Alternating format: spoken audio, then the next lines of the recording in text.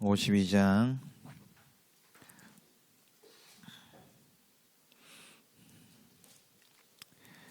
1절부터 2절까지 읽고 그리고 7절, 8절까지만 읽겠습니다. 1, 2절, 7절, 8절 같이 읽겠습니다. 시온이여 깰지어다 깰지어다 내 힘을 낼지어다 거룩한 성 예루살렘이여 내 아름다운 옷을 입을지어다 이제부터 할례 받지 아니한 자와 부정한 자가 다시는 내게로 들어옴이 없을 것임이라. 너는 티끌을 털어버릴지어다 예루살렘이여 일어나 앉을지어다 사로잡힌 딸 시온이여 내 목의 줄을 스스로 풀지어다. 7절 8절입니다. 좋은 소식을 전하며 평화를 공포하며 복된 좋은 소식을 가져오며 구원을 공포하며 시온을 향하여 이르기를 내 하나님이 통치하신다 하는 자의 산을 넘는 발이 어찌 그리 아름다운가. 내 파수꾼들의 소리로다. 그들이 소리를 높여 일제히 노래하니 이는 여호와께서 시온으로 돌아오실 때에 그들의 눈이 마주 보리로다. 아멘.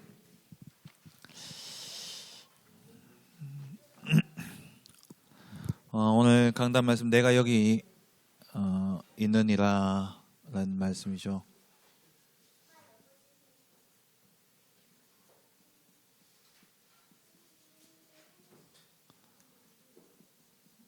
이사야 52장 1절부터 12절까지 말씀입니다.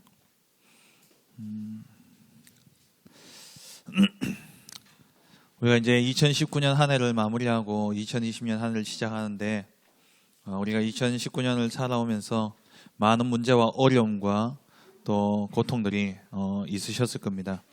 하지만 그 모든 문제들에 앞서서 마태복음 11장 하나님 우리에게 주신 방법이 있다면 다른 것이 아니라 말씀 붙잡고 말씀 속에서 주어진 확신 가운데 거하면 된다 말씀하셨는데 마태복음 11장 28절에서 30절 말씀에 우리 인생에 수고하고 무거운 짐이 없는 것은 아니에요.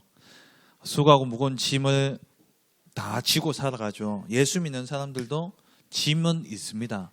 근데 그 짐을 마태복음 11장 28절에 다 내게로 오라.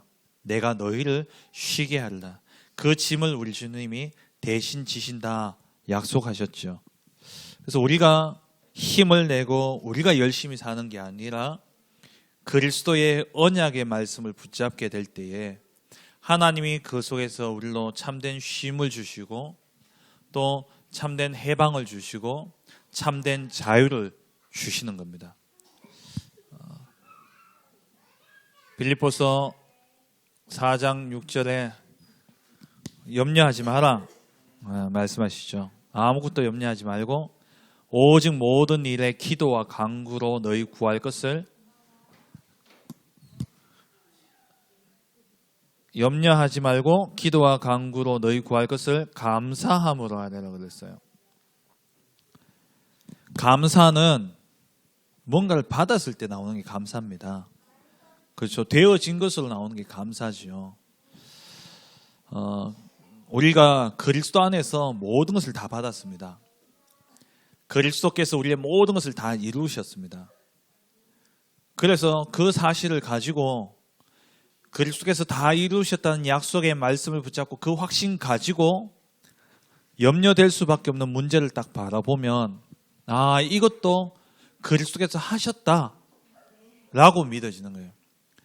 이것도 그리스도께서 하실 것이다 라는 믿음의 확신이 들어오면서 감사가 되어진 거예요. 그때부터 문제는 그대로 있는데 그 문제는 짐이 그리스도께로 넘어간 거죠.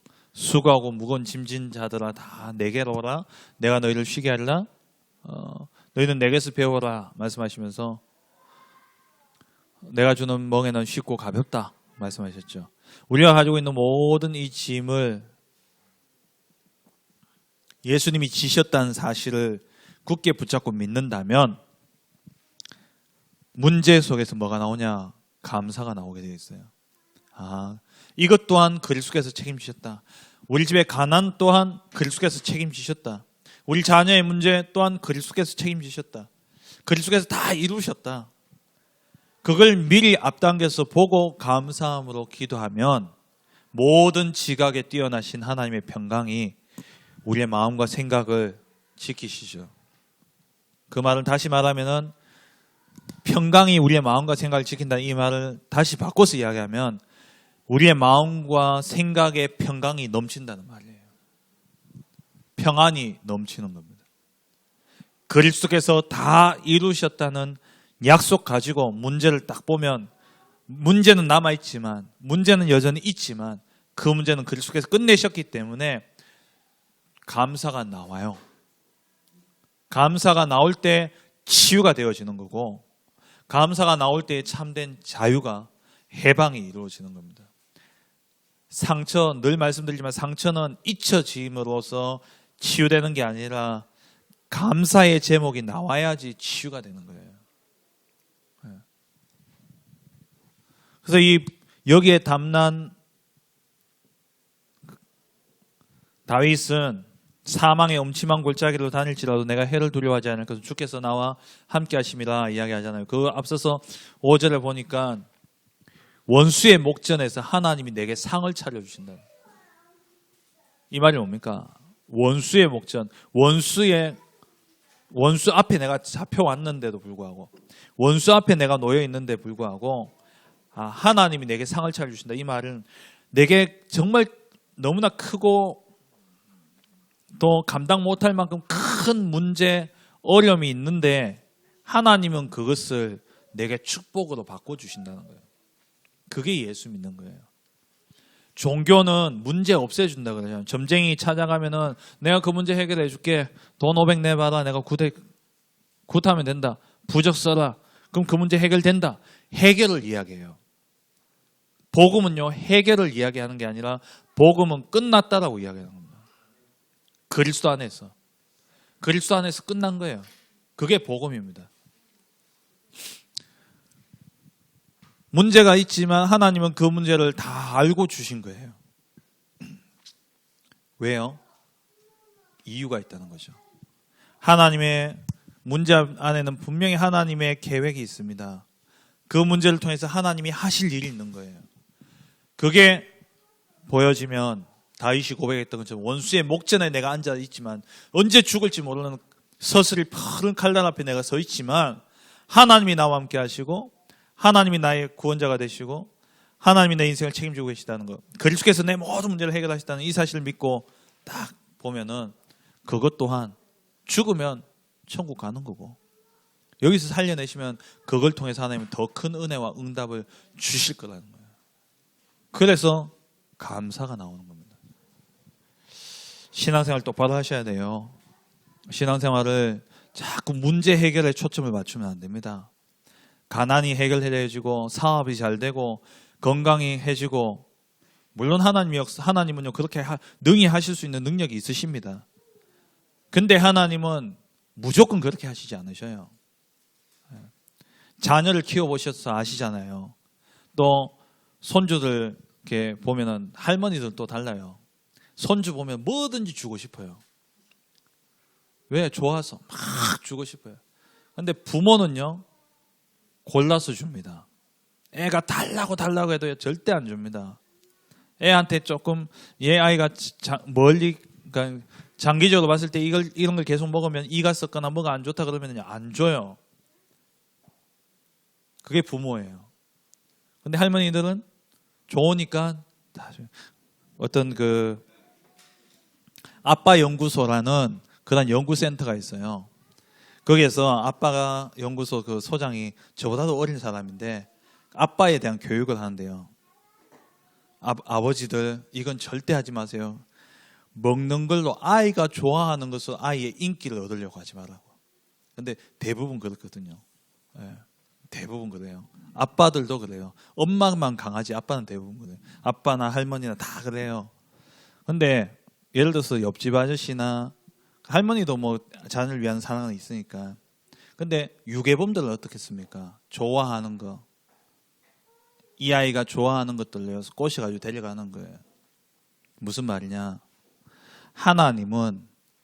우리를 정말 사랑하시기 때문에 우리에게 불필요한 것들을 우리가 하려고 하면 하나님은요, 회초를 들어서라도 막으셔요. 우리가 하나님께로 하나님의 사랑과 하나님의 은혜 가운데 거하지 않을 때는 때로는 어려움도 주고 징계도 주시는 겁니다. 그게 사랑이에요. 징계가 없는 사랑은요, 사랑이 아니에요.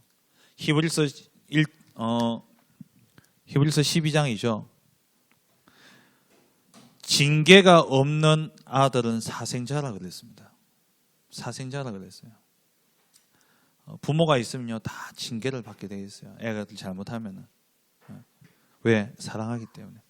하나님이 우리를 사랑하시기 때문에 우리에게 어려움도 있을 수 있고 고난도 있을 수 있는데, 이게 로마서 8장 28절 말씀처럼 하나님이 사랑하시는 자 곧 그의 뜻대로 부르심을 입은 자들에게는 모든 것이 합력하여, 모든 게 합력하여 선을 이룬다 그랬어요. 선을. 그게 하나님 계획입니다. 이 하나님이 오늘 6절 말씀에 내가 여기 있느니라 말씀하셨죠. 그러므로 내 백성은 내 이름을 알리라. 그러므로 그날에는 그들이 이 말을 하는 자가 나인 줄 알리라. 내가 여기 있느니라. 하나님의 부르심 앞에 성경에는 내가 여기 있다는 표현들이 많이 나오죠. 하나님이 내가 여기 있다라고 표현하는 장면은 여기밖에 없다 말씀하시는데요. 하나님은 언제나 그 자리에 계신다는 거예요. 하나님은 언제나 그 자리에 계시고 하나님은 언제나 우리와 함께하고 계십니다. 유대인들이 아이가 어느 정도 자라면은요, 뭐 모든 유대인 아버지가 그러는지는 모르겠는데 그런 예화가 있어요. 유대인 아버지들은 애들을 데리고 절벽으로 간답니다. 그래가지고 아버지가 아이의 손을 꽉 잡고 그리고 절벽 낭떠러지 이렇게 애를 떨어뜨려요. 아버지가 딱 잡고 있어요. 그럼 시간이 지나면 아이가 힘이 없기 때문에 살려고 막 아빠 팔을 잡고 있다가도, 살려고 그러다가도 애가 힘이 없으니까 시간이 지나면 애는 손을 자연스럽게 놓쳐지게 되죠. 근데 아버지는 딱 잡고 있는 거예요. 그때 이 아버지가 하는 말이 그거예요. 네가 하나님의 손을 놓을 수는 있겠지만 하나님 네 손을 놓지 않는다. 그렇게 유대인들을 가르친답니다. 그래서 유대인들은 하나님에 대한, 물론 잘못된 그리스도가 없는 하나님을 믿고 있지만 하나님에 대한 그런 신앙이 그렇게 떠나지 않는다고 이야기해요. 오늘 내가 여기 있느니라. 하나님은 우리의 손을 놓지 않으십니다. 하나님은 언제나 그 자리에 계셔요. 과거, 현재, 미래 우리와 늘 함께 하시고 우리 가운데 임마누엘로 역사하고 계시다라는 거예요. 그러면 이 임마누엘을 누리고 이 임마누엘의 축복들을 사실적으로 우리가 누리기 위해서는 먼저 티끌을 털어버리라 말씀하시죠. 우리의 옛 틀 아닙니까? 우리의 오래된 것. 이 티끌을 털어버리라라는 말은 우리를 얽매이고 있는 것에서 벗어나라는 겁니다. 참된 자유를 우리에게 주시겠다는 거예요. 자유는 지 마음대로 하는 것도 자유지만 그건요 아주 저급한 자유예요.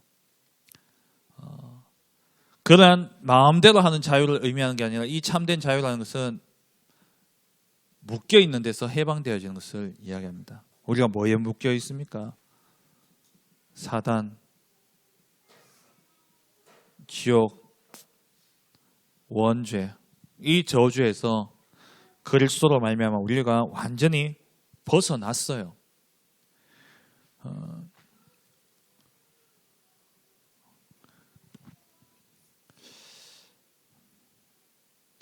그래서 목의 줄을 스스로 풀지어다 말씀하시죠.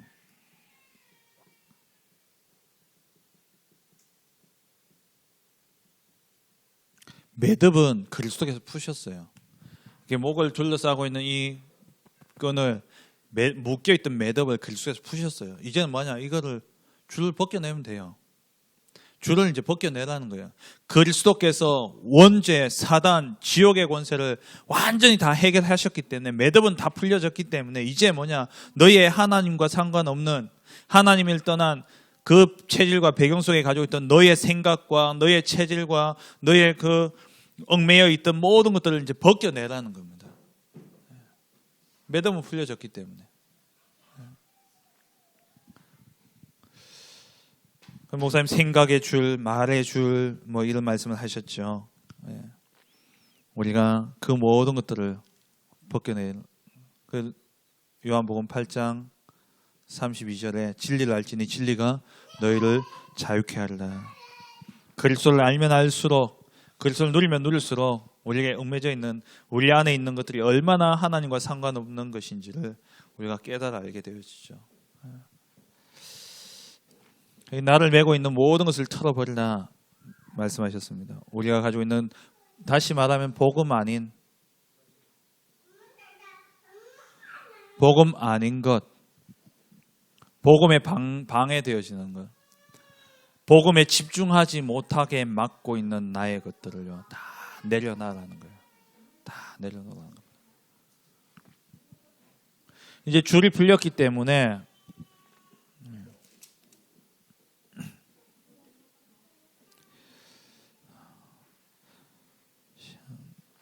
그러니까 2절 말씀에 보면 너는 티끌을 털어버릴지어다. 예루살렘에 일어나 앉을지어다. 사로잡힌 딸 시온이여 네 목의 줄을 스스로 풀지어다. 네 목의 줄이 풀렸다는 거예요. 일어나 앉아라.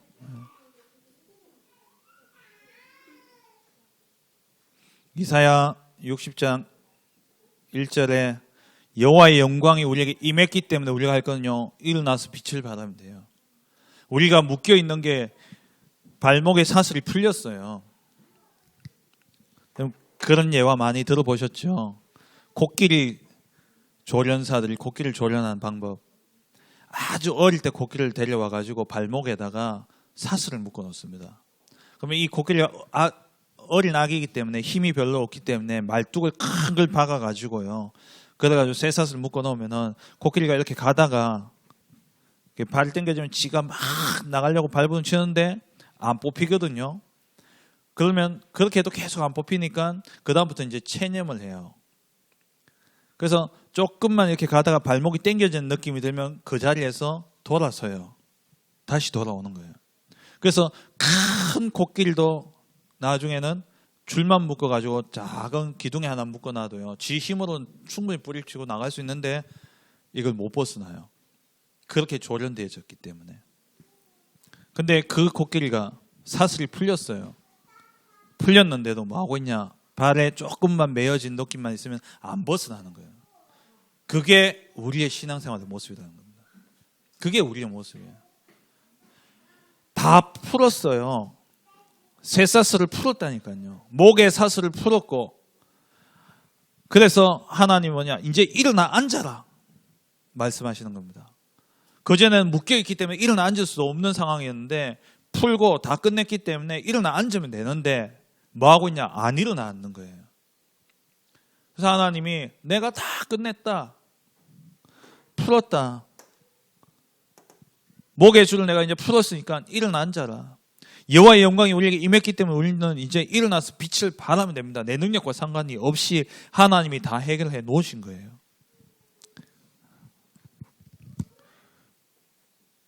그래서 우리는 로마서 8장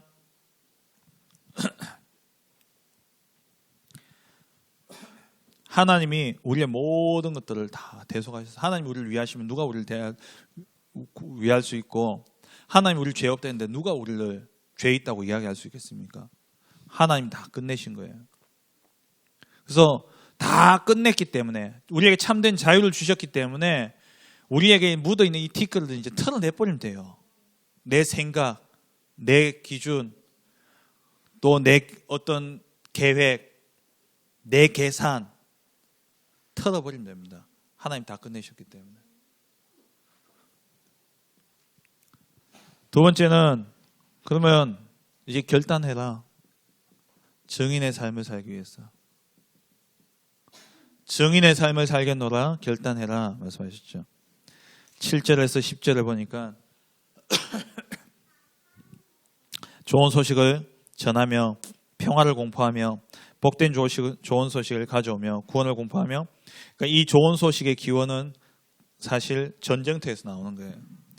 전쟁 가운데 그 포로되어져 있던, 속국되어져 있던 그 상황 속에서 전쟁에서 승리하고 이제 우리가 해방받았다는 이 해방의 소식을 가지고, 이겼다는 그 소식을 가지고 이 그 군사가 만약 산을 넘어서 막 이 소식을 빨리 전해주고 싶어서 막 달려오는 그 모습.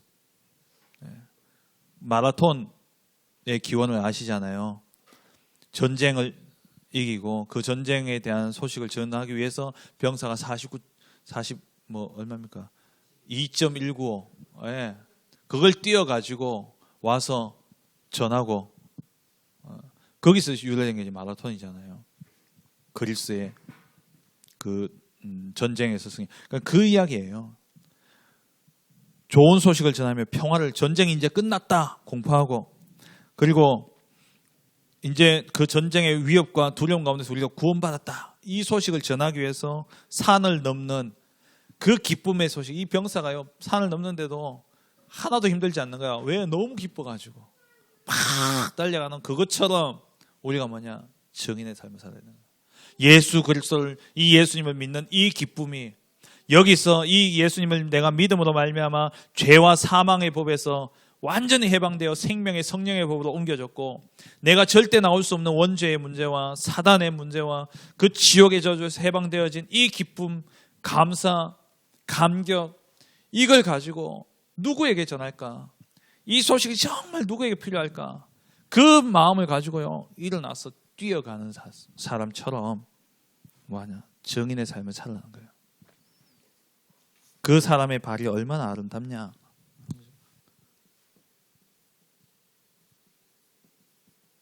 이 해방의 소식을 전하는, 뭐에 대한 해방입니까? 삼저주죠. 삼저주에서 해방되어진 이 소식을 전하는 그러한 전도자, 증인, 그 발이 얼마나 아름답습니까? 좋은 소식을 이제 전하는데,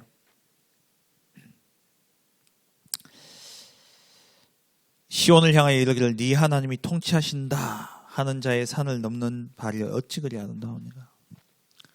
좋은 소식은요, 그렇게 해방받았는데 지도자가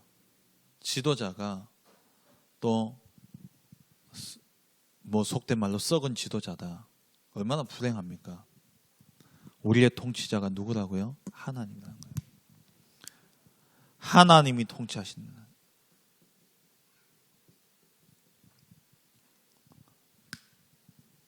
하나님이 통치하신다는 이 소식, 이 복음의 소식을 전하는 거죠. 하나님이 통치하신다는 것은 하나님 나라를 의미하는 것이고, 천국을 의미하는 것이죠.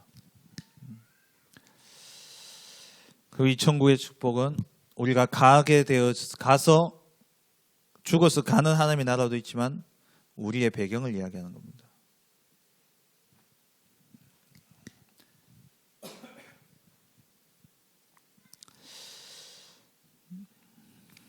하나님이 통치하신 나라는 우리의 행위를 가지고 심판받는 나라가 아니고요. 세상의 나라는 우리의 행위를 가지고 심판하는 나라예요. 잘잘못을 따지죠. 하나님의 나라의 법은요, 그리스도가 마음속에 있냐 없냐를 가지고 심판하는 나라예요. 그래서 우리가 예수 그리스도로 말미암아 그리스도를 믿고 영접했다면 죄와 사망의 법, 그 세상의 법, 죄의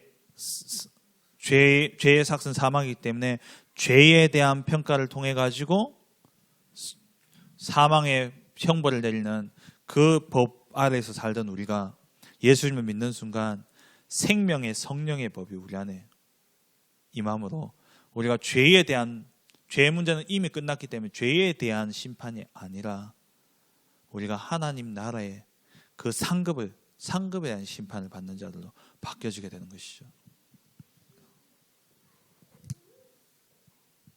우리는 삼저주에서 원죄와 사단과 지옥의 저주에서 완전히 해방받았습니다. 거기서 끝나지 않고 우리의 신분은 하나님 나라의 백성으로 바뀌어졌어요. 이 땅에서 그리스도로 말미암아 하나님의 나라를 누리는 이 기쁨을 가지고 만약 거기에 증인된 삶을 살겠다 결단하는 그 순간에 하나님께서 우리에게 놀라운 은혜를 또 응답을 우리에게 주신다라는 거죠. 11절 12절 말씀. 12절 말씀은 출애굽의 내용을 가지고 이야기를 하고 계시죠. 여호와의 기구를 매는 자들이여 스스로 정결하게 할지어다. 너희는 떠날지어다. 출애굽에서 나와가지고 이제 그 여호와의 기구, 성전, 성막 그걸 메고 앞서 나가죠. 그럼 나가면 하나님께서 앞서 나가서 막으시고 뒤에서 호위하신다 그랬어요. 그와 같은 이 출애굽의 역사가 지금도 우리 가운데 일어나고 있다라는 겁니다.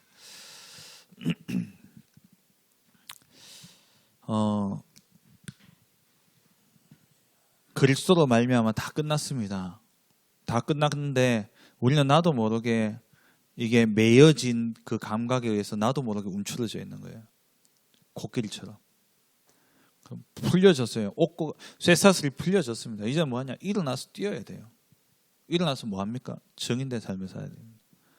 그리스도께서 나의 모든 죄와 사단의 문제 완전히 끝내셨다는 사실을 가지고 정인의 삶을 사는 거예요. 이게 우리의 방향이고 2020년에 우리가 한마디로 이야기하면 뭡니까? 그리스도 복음 누리고 그리스도의 복음을 누리고 그 누림에 정인된 삶을 사는 것. 이게 2020년에 우리가 나아가야 될 방향이라는 것이죠.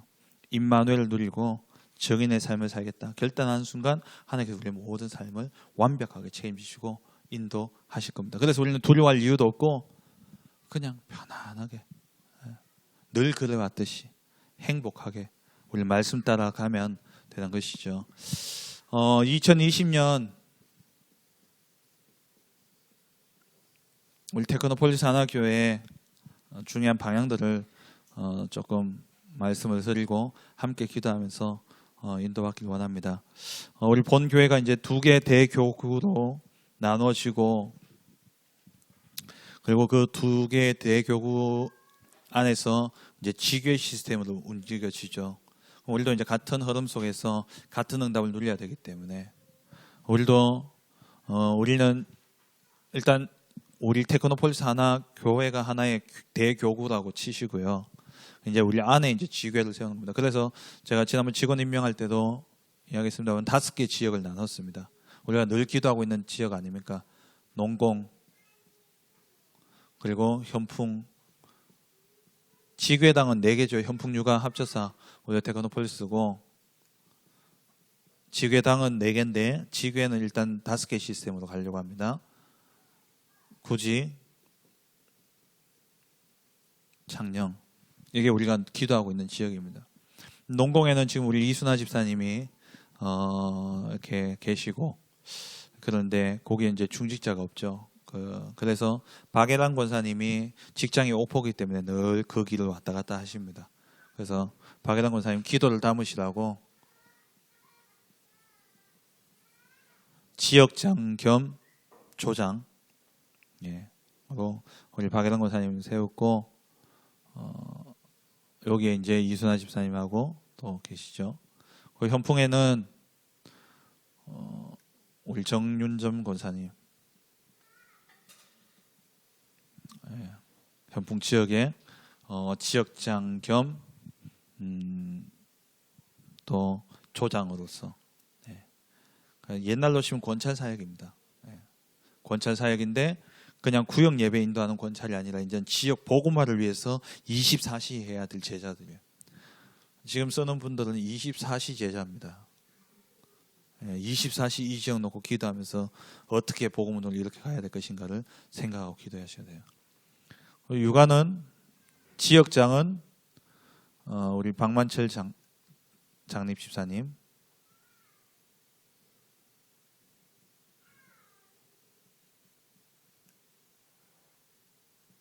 서기가 필요하죠. 서기 서기는 조금 이따가 하고요. 그리고 조장으로서 우리 김정희 권사님이 하시고 사전 협의 없이 그냥 임명입니다. 교회는 그냥 임명이에요. 구지는 정기택 집사님 어쨌든 중직자로 그 지역에 계시기 때문에 뭐 우리 다 한 집인데 뭐. 예.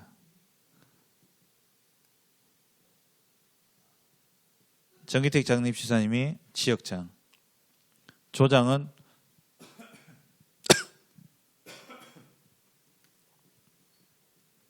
일단 서미자 집사님 하고요. 그리고 이제 서기 조금 이따 이야기할게요. 창녕은 우리 추대식 장로님, 사업장이 거기 계시기 때문에. 예. 그리고 우리 박세롬 권사님, 박세롬 권사님이 조장으로 일단 이렇게 시스템 세우고, 서기는 이순아 집사님. 서기 뭐 해야 되냐 나중에 알려드릴게요. 예. 현풍에는 현풍이 어디까지고,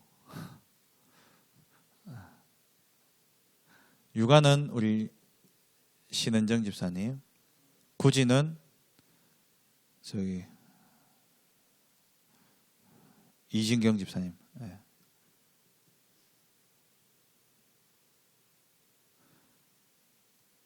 이희천 집사님 집이 현풍이에요, 육아예요? 육아예요. 예. 누가 있었는데 현풍에? 예. 아, 정원지 쓰면 됩니다. 창녕은 누가 있습니까? 예? 아, 예, 예. 창녕에 누가 있습니까? 없으면 권사님이 같이 해야죠, 뭐. 우리 박세는 권사님.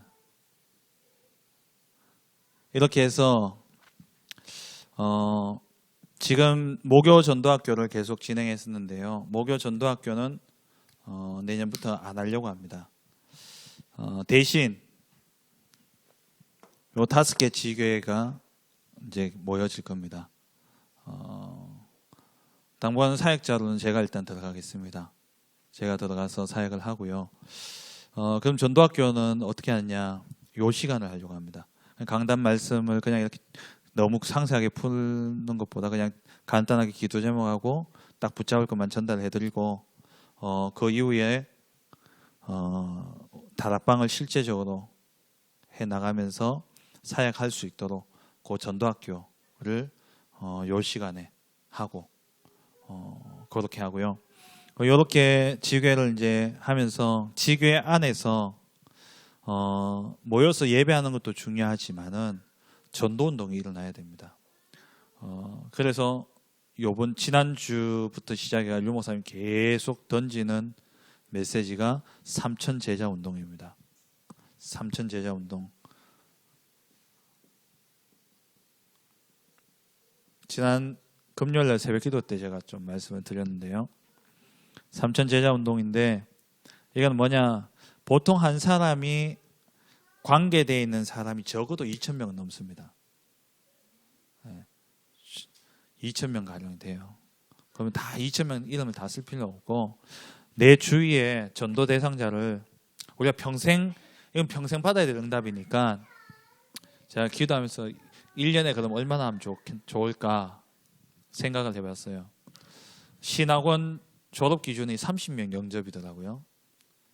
30명 영접이면 거의 2주에 1명 정도 영접되어지면 거의 30명, 1년이면 한 30명 정도 되거든요.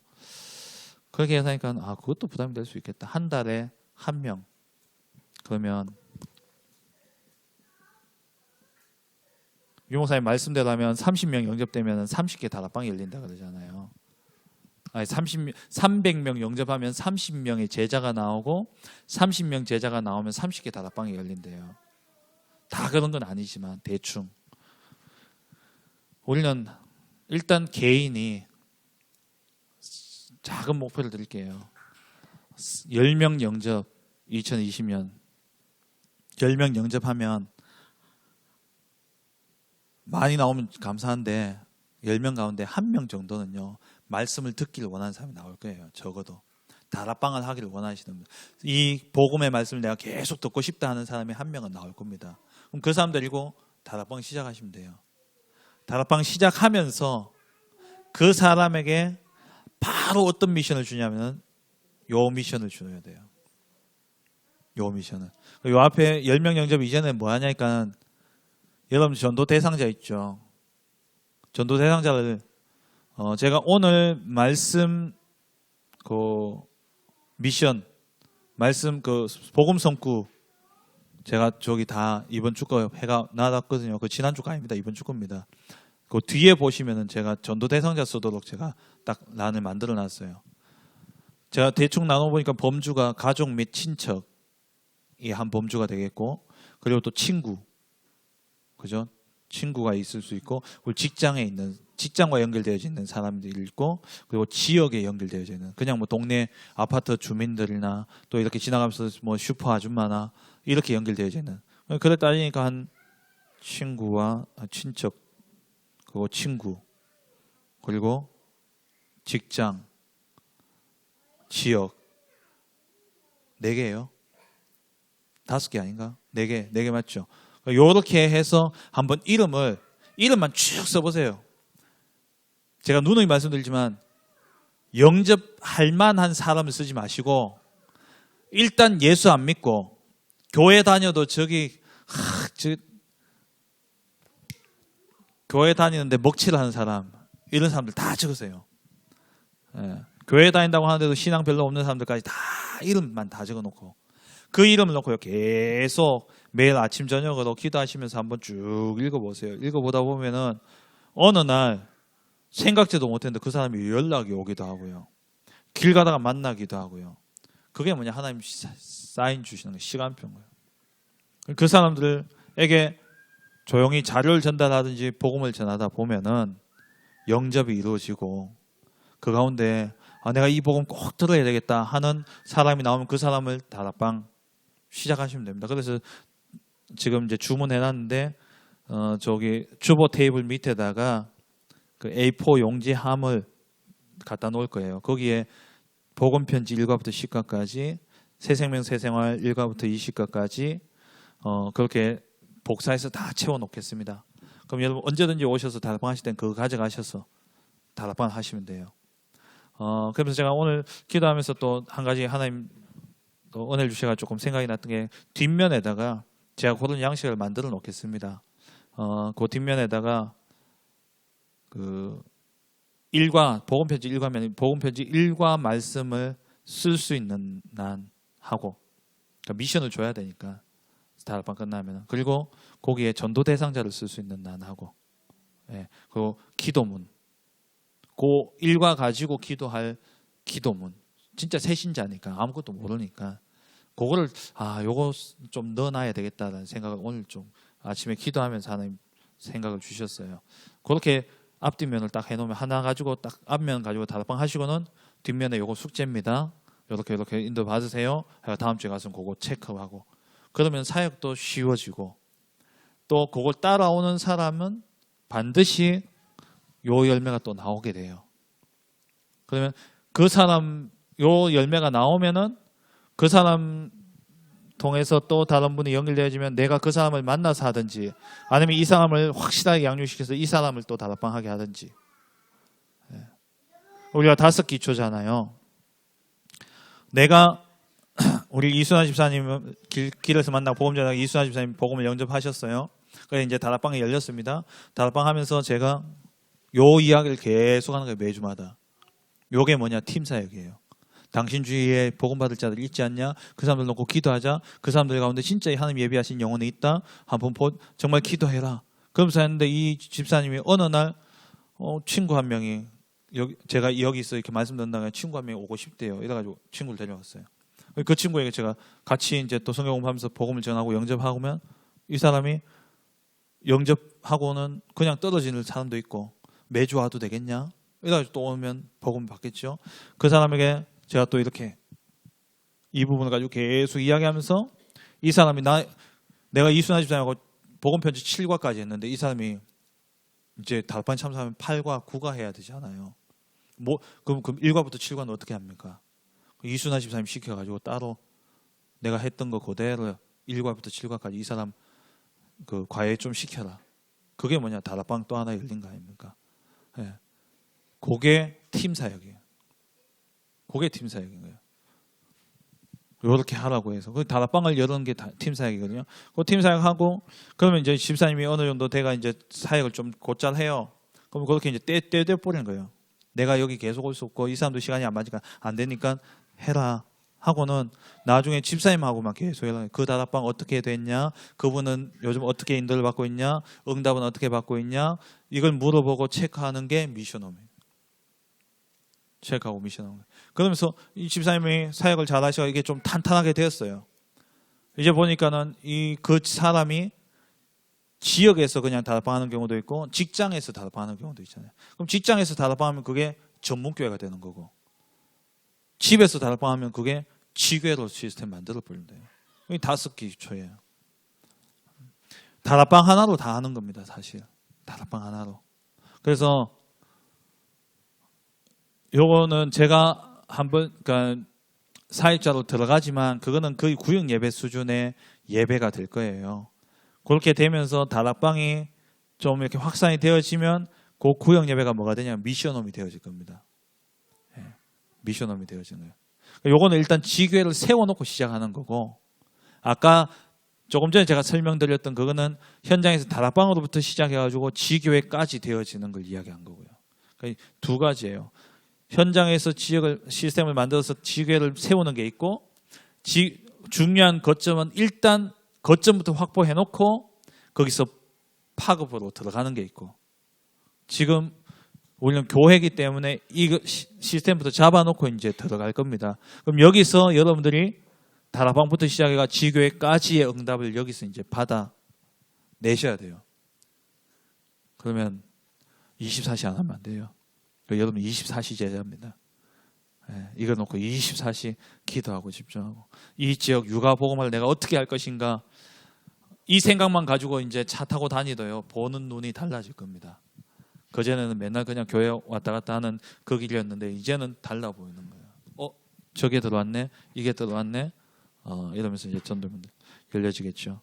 그래서 내년에는 본격적으로 지교회 시스템을 깔아놓고 이제 5개의 지역을 집중해서 들어가면서 장기적으로는 이렇게 해서 다락방들이 많이 열려지고 또 창녕읍에서 사무실에서 시작했지만은 계속 하다 보면 이제 뭐 고암 또 뭐 대암 대합 뭐 이런 데도 열릴 거 아닙니까? 거기에 지교회 하나 열리면 여기에 지교회 당이 세워지는 거예요. 고지에 지교당이 세워지고 현풍요한에 세워졌고 또 농공에 세워지겠죠. 이렇게 장기적으로 나갈 겁니다. 그래서 일단 내년에는 요 응답 365일입니다. 1년에 365일 가운데 10명 영접 하나님 부어주시면 한 주에 제가 한창 이렇게 하나님 은혜 주실 때는 한 주에 10몇 명이 영접할 때도 있었어요. 하나님 은혜 주시면은 순간입니다. 예. 그 하나님 누구에게 붙이겠습니까? 24시 하는 사람에게 붙이실 겁니다. 그래서 내년 한 해 이렇게 우리가 지역의 시스템을 깔고 모든 시스템들을 이렇게 좀 움직여 갈 겁니다. 그래서 내년부터는 내년까지가 되게 먼데 다음 주부터는 일단 이 시간이 전도학교 시간이 되어지고 좀 강한 훈련들을 하겠습니다. 또 집에 가시는 거 아닌가 모르겠네. 또 저 중앙공원에 가서 서성이시다가 세시대가 오시고 이러시 마시고 예. 나오셔서 구원의 길 워크숍도 좀 하고 예. 그렇게 좀 하도록 하겠습니다. 예. 기도하겠습니다. 하나님 아버지 감사합니다. 그리스도로 말미암아 우리의 모든 목에 매여 있던 사슬을 다 벗겨내셨는데 우리는 그것도 모르고 여전히 그 사슬에 매인 것처럼 살아가고 있는 우리의 어리석은 모습을 봅니다. 하나님 이제 그 사슬을 벗어던지고 일어서게 하시고 그래서 증인의 삶을 살아가는 우리 모든 성도님들 될 수 있도록 축복하여 주옵소서. 지금까지 나도 모르게 내게 있던 티끌을 다 털어버리고 이제 일어나서 아름다운 소식을 증가하는 그 사람의 발과 같이 정말 우리가 이 복음 증가하는 전도자의 발이 되어줄 수 있도록 축복하여 주옵시고 농공, 구지, 창녕, 육아, 현풍 이 5개 지교의 시스템을 통해서 현장에 진짜 다락방 운동이 일어나고 전도 운동이 일어나는 놀라운 은혜가 있도록 축복하여 주옵소서. 감사드리며 예수 그리스도의 이름으로 기도합니다. 아멘. 감사합니다.